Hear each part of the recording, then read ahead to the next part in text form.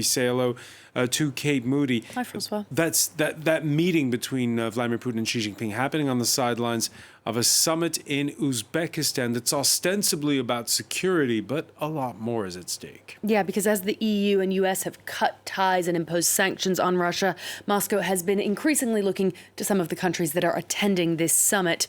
China and India in particular have been buying much more Russian oil, natural gas and coal since the war started. While the EU still spent 85 billion euros on Russian energy in the first 6 months following the invasion of Ukraine, China came second at just under 35 billion, followed by Turkey and then India, which has increased its imports by the biggest margin. In February, just 1% of oil imported by India came from Russia. By June, that had jumped to 18%. Russia has also become China's top supplier of crude oil, around 18% of imports from May to June this year, compared to 15% a year earlier. Similar patterns have emerged in natural gas and coal. Moscow has reportedly been offering steep discounts on energy exports for countries that are still willing to do business with it. Now, the leaders attending the Shanghai Cooperation Organization summit represent about half the global population, so potentially huge markets for Russian energy.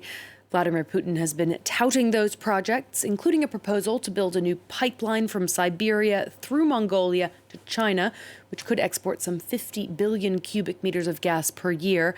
But it wouldn't be active until 2030, a reminder of the infrastructure and investment that's needed as Moscow seeks to offset the loss of sales to Western customers.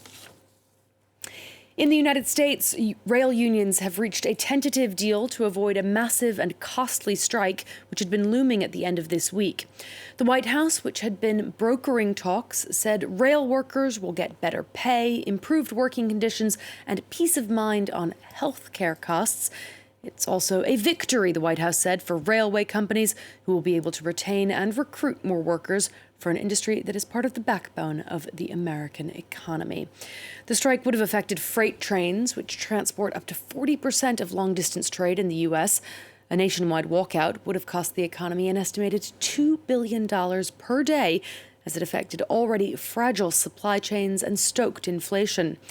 The deal still needs to be ratified by union members, but President Joe Biden hailed it as an important step. The rail system literally is the backbone of the nation. And people are now learning out of necessity about what a supply chain means. 2 years ago, people didn't know, nor should they know what a supply chain and all the consequences of the pandemic and the rest. But both business and labor, they work through this, they work through the supply, and it's just critical.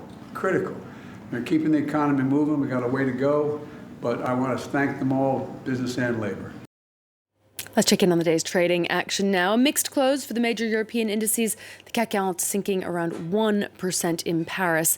It was dragged down in part by EDF, the French power giant, warning that it could lose nearly 30 billion euros in profit this year.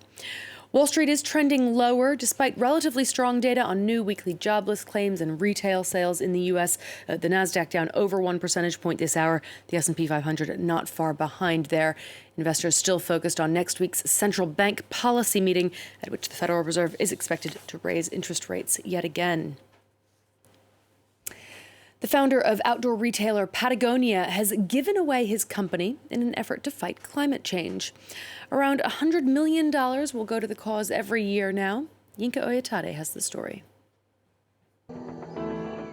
For half a century, it made clothes for the outdoors, and now it's going all out to protect the planet.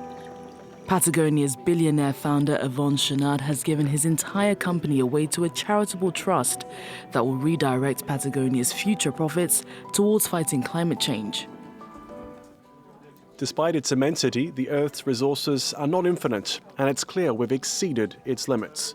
Instead of extracting value from nature and transforming it into wealth, we're using the wealth Patagonia creates to protect the source.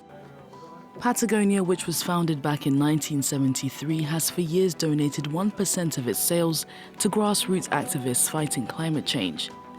The outdoor fashion retailer has a revenue of $1.5 billion a year, while its founder has an estimated net worth of $1.2 billion. Yvon Chouinard, his wife, and 2 children have now relinquished their ownership, which was valued at $3 billion.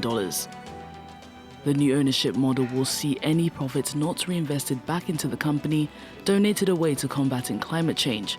That's about $100 million a year.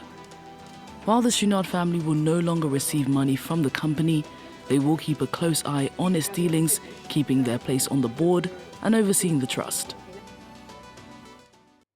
That's all for now. All right, May, thanks for that. Kate Moody, who will be